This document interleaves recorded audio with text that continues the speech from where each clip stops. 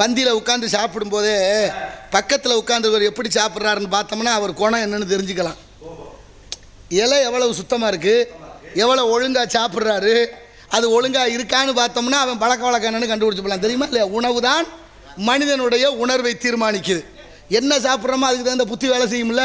மாம்பழம் அதிகமாக சாப்பிட்டோம்னா வயிற்றுப்போக்கு உண்டாகும், நெய்யை அதிகமாக சாப்பிட்டோம்னா அசீரணம் உண்டாகும், எருமைப்பாலையை அதிகமாக குடித்தோம்னா மந்தை உண்டாகும். எருமைப்பாலையை குடிச்சிட்டு நம்ம வீட்டு பிள்ளைகள் என்ன பண்ணுது, எப்போ எனக்கு என்னன்னு பார்ப்போமா அப்படிங்கிற மாதிரியே தெரியுது. ஏன்னா உள்ளே போனது அப்படித்தானே. அதை விட இந்த சாராயங்கிற மதுபானம் இருக்க அதை குடிச்சிட்டா நம்ம சொல்கிறத கேட்குறதே இல்லை. மூளையை அவர் கட்டுப்பாட்டில் இல்லையா, அப்புறம் எப்படி கேட்பாரு? நினச்சி பார்த்தீங்களா? அப்போ உணவு மனிதனுடைய உணர்வை தீர்மானிக்குது என்றால் என்ன சாப்பிடணும் இருக்குது, எப்படி சாப்பிடணும்னு இருக்கா இல்லையா?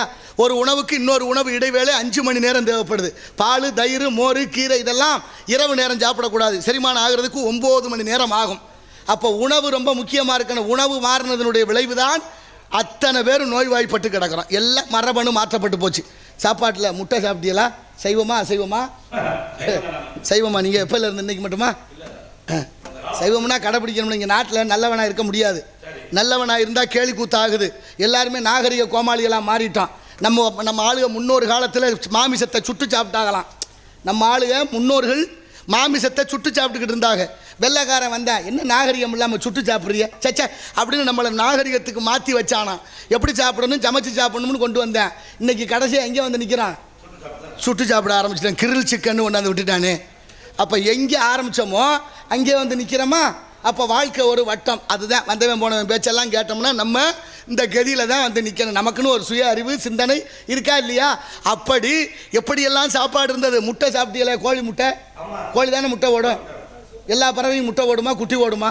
எந்தெந்த பறவை குட்டி ஓடும், எந்தெந்த பறவை முட்டை ஓடும் அப்படின்னு ஒரு கேள்வி இருக்குது. காது வெளியில் தெரிகிறதெல்லாம் குட்டி ஓடும், காது உள்ளே இருக்கிறது பூரா முட்டை ஓடும். தெரியுமா இல்லையா? இப்போ நாட்டு கோழி வளர்த்தோம், நாட்டு சேவல் வளர்த்தோம்.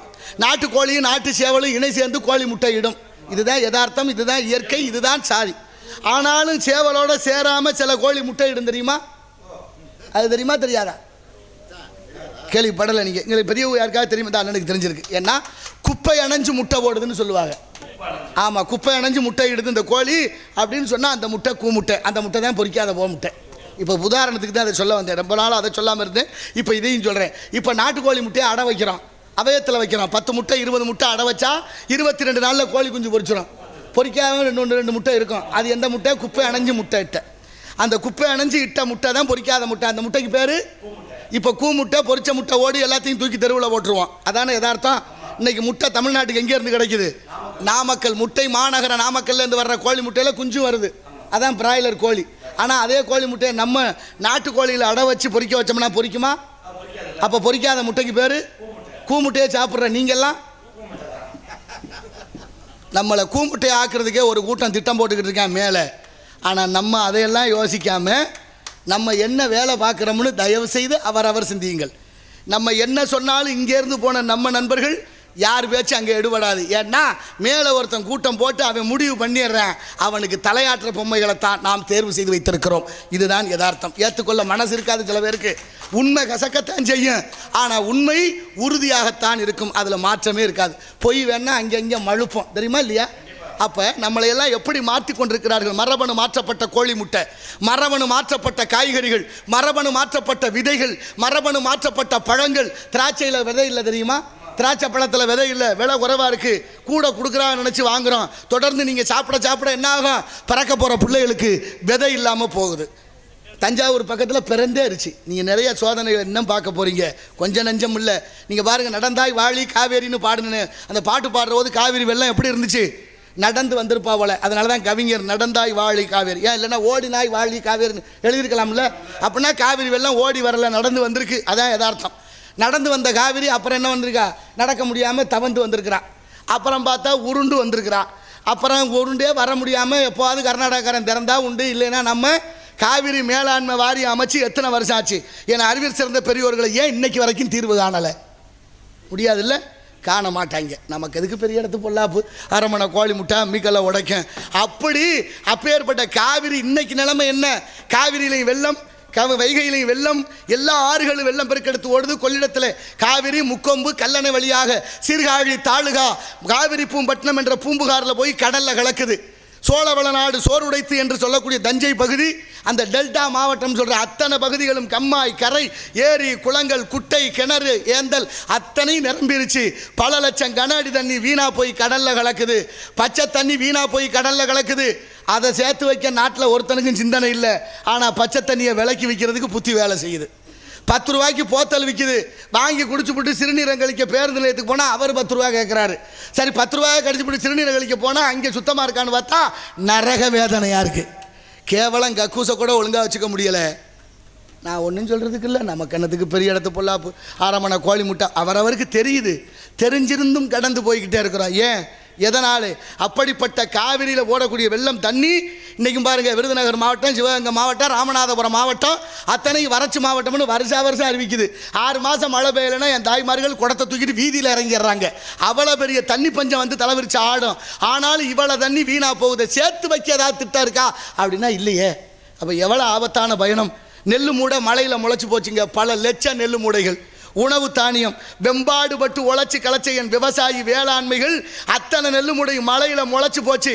படுபாவி பயலுக, அதை பாதுகாக்க ஒரு திட்டமும் இல்லை. ஆனால் சாராய கடைக்கு 7 அடுக்கு பாருபாட்டு விதங்கு மாடாது, விலங்குமாது. சோறு இல்லாமல் வாழ முடியாதுன்னு எல்லாருக்கும் தெரியும். அவங்களும் சோறு தான் சாப்பிட்றாங்க. ஆனாலும் பாருங்க எவ்வளோ பெரிய கொடுமை. உணவு தானியம் முளைச்சி போய் கிடக்கு கீழே தண்ணிக்குள்ளே. விவசாயி கண்ணீர் விட்டு அழுகிறான். ஆற்றாது அழுத கண்ணீர் தெய்வ செல்வத்தை தேய்க்கும் படை என்று வள்ளுவர் கூறுகிறார். அப்போ என்ன செய்யணும்? ஈன்று புறதறுதல் எந்தலை கடனே, சான்றோன் ஆக்குதல் தந்தைக்கு கடனே, நல்லறி நல்குவது வேந்தனுக்கு கடனேன்னு புறநானூற்று பாடல் பாடுகிறது. புறநானூற்று பாடல் என்ன சொல்லுது? ஈன்று புறந்தறுதல் எந்தனை கடனை. ஒரு பெண்ணு கல்யாணம் ஆனால் ஒரு குழந்தையை பெற்றுக் கொடுக்கணும், அவளோட கடமை. அதுக்கப்புறம் அந்த குழந்தையை நல்லா வளர்த்து சான்றோன் என இந்த உலகம் சொல்றதுக்கு வளர்க்க வேண்டியது தந்தைக்கு கடமை. 3வதாக நன்னெறி நல்குதல் வேந்தனுக்கு கடன். வேந்தன்னா யாரு? அரசன். நாட்டை ஆளக்கூடிய அரசன், நாட்டு மன்னன். அந்த மக்களுக்கு நல்ல நெறிமுறைகளை சொல்லி கொடுத்து ஆளாக்கணும். அதை விட்டு கண்டதுக்கெல்லாம் வரி போட்டு வசூலிச்சா அதுவாடா தலைவனுக்கு அழகு? என்ன போன்னு சொல்கிறது, நான் சொல்லலை, புறநானூற்று பாடல் சொல்லுது. நம்ம கண்ணத்துக்கு பெரிய இடத்து பொல்லாப்பு, ஆரம்பண கோழி முட்டை அம்மிக்கலை உடைக்கும். இருந்தாலும் எல்லாத்துக்கும் காரணம் என்ன? காசா லேசா, காசா லேசா, காசா லேசா. காசு இருந்தால் தாண்டா தம்பி நாடு மதிக்கும். காசு இல்லாதவனை கழுத கூட எட்டி உதைக்கும். கையில் வாங்கினேன் பையில் போடலை, காசு போன இடம் தெரியலை. காதலி பாப்பா, காரணம் கேப்பா, ஏது சொல்வது என்று புரியலை என்று ஒவ்வொருத்தரும் அவரவர் அறிவுக்கு ஏற்றபடி பாடியிருக்கின்றார்கள். எங்கே தேடுவேன் பணத்தை, எங்கே தேடுவேன்னார் ஒருத்தர். காசே தான் கடவுளப்பா, அது கடவுளுக்கும் தெரியும்னார் ஒருத்தர். இடையில ஒருத்தர் சொன்னார், பணம் என்ன சொன்னாரா? சரி சரி, பணம் என்னையா பணம், அண்ணனுக்கு புரிஞ்சிருச்சு போல சிரிக்கிறார். பணம் என்னையா பணம் குணம் கேட்குறேன் பேரப்பையன் என்ன சொல்கிறது முன்னே. பணம் என்னையா பணம் குணம் தானே நிரந்தரம் என்றார்கள். அப்படிப்பட்ட குணம் நிரந்தரமா என்று பார்க்கிற பொழுது பணம் வந்தியிலே குணம் குப்பையிலே என்று ஆகிப்போச்சு. இந்த உலகத்துக்கே வீரமும் அறிவும் கடன் கொடுத்த சமூகம், நாகரிகத்தை கற்றுக் கொடுத்த தமிழ் சமூகம். கீழடி ஆய்வு சொல்லுது, தொல்லியல் துறை தேவாக தோண்டி எடுக்கிற பொருளும் 3000-4000 ஆண்டுகளுக்கு முன்னே தமிழர்கள் நாகரிகத்தோடு கழிவறை கட்டி வாழ்ந்ததாக வரலாறு சொல்லுது. இந்த உலகத்துக்கே நாகரிகம் கற்றுக் கொடுத்த நம்ம எப்படி இருக்கிறோம்னு ஒவ்வொருத்தரும் அவரவர் உளச்சான்றுபடி சிந்தித்து பாருங்கள். ஏன் இதெல்லாம் என்னதுக்கு? ஆனால் 1000-2000 கோட்டிற்கும் கோழி பிரியாணிக்கு அடமானமாக போய் சாதி மதம் மதக சாதி எண்ணல்களாக பிறந்ததனுடைய விளைவு எங்கே வந்து நிறுத்தி இருக்கிறார்கள் என்பதை உணர்வோம். பணம் வந்தியிலே குணங்குப்பையிலே, இதை பார்த்து அறிந்து நடக்காதவன் மனிதனில்லே, பிழைக்கும் மனிதனில்லே.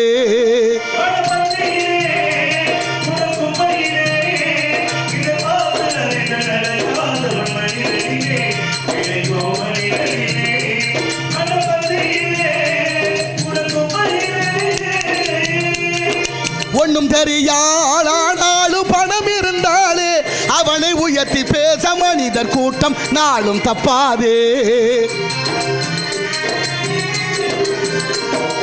என்ன அறிவு இருந்திட்டாலும் பணம் இல்லாத ஆளை உலகம் எந்த நாளும் மனிதனாக மதிக்க மாட்டாதே. குணங்குப்பையிலே மனிதனில்லே, பிழைக்கும் மனிதனில்லே.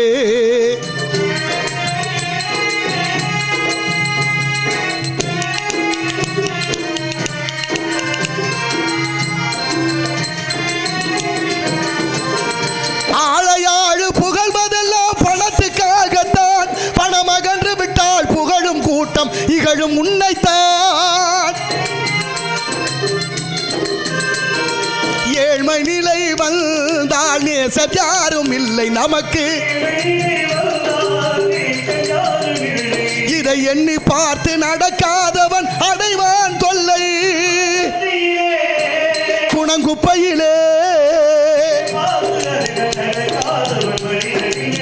பிழைக்கும் மனிதனில்லே.